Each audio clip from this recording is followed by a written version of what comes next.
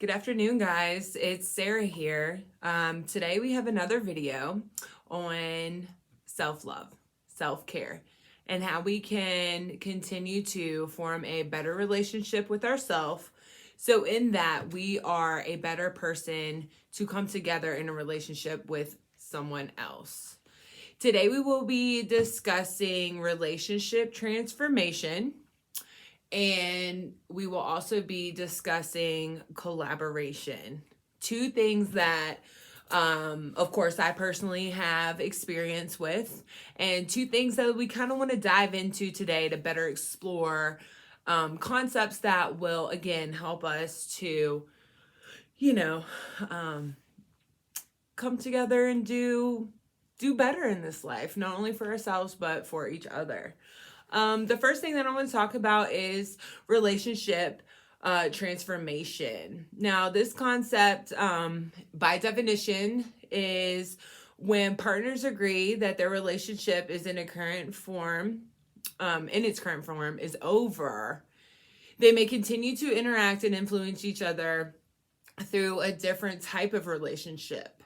Um, Sometimes this happens, when couples get divorced and they have mutual children.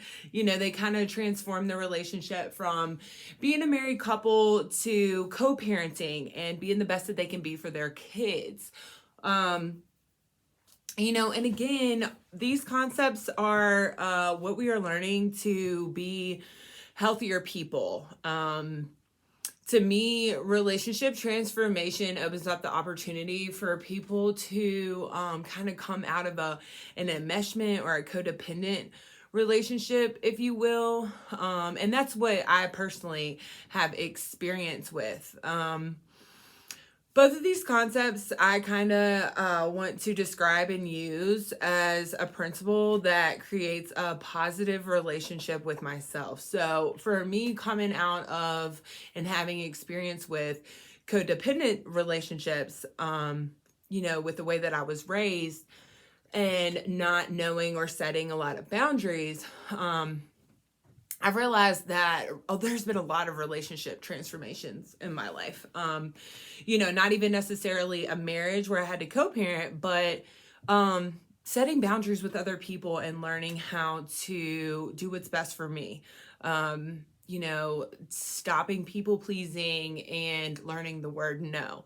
So those are a couple ways that I personally have had to transform my relationships with other people. We once were something, and things happened and they changed, and we now are something different, but we still have a relationship that is good for both parties, better for both parties, even.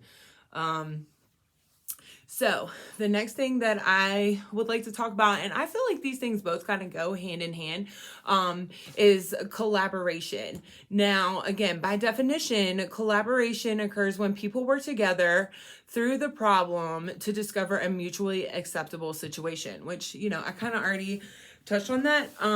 There is actually a wonderful guideline in the literature that we've all been provided. And there's just a couple of things that it talks about when collaborating to resolve a conflict.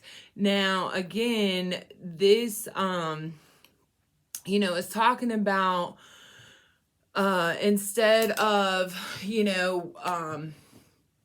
a win-win or a lose-lose situation between two people. This is kind of coming together and blending over a situation that both parties can kind of, mix it together and come out with, good for both sides, not like a uneven outcome.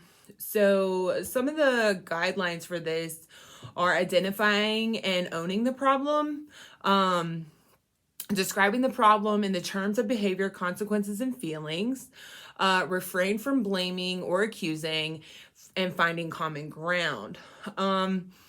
these of course are like really good guidelines anyway. Like whenever I feel like personally, these are things that I had to learn as an adult because especially for me, like finding common ground, I always wanted to, you know, have a win or have a lose, right? Like, and I needed to have that win in an argument.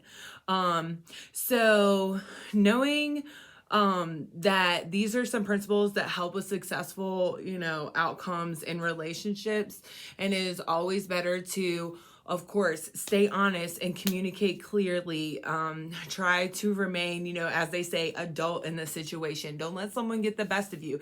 If you have to pause and take a step back, you know, or re-go over things again to, you know, try to figure out what works best for the both of you, it's always better to try to come together and get an outcome that suits both parties.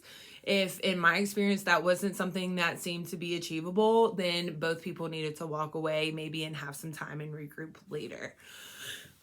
So my you know, moral of the story for all of this kind of stuff, especially for me and my personal experience, is to always be honest and stay true to yourself, to that own self, be true.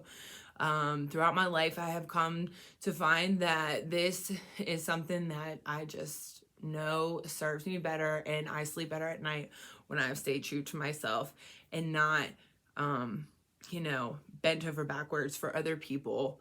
So, hope you guys have a great afternoon, and I hope that this has been helpful for you, and I'll see you next time.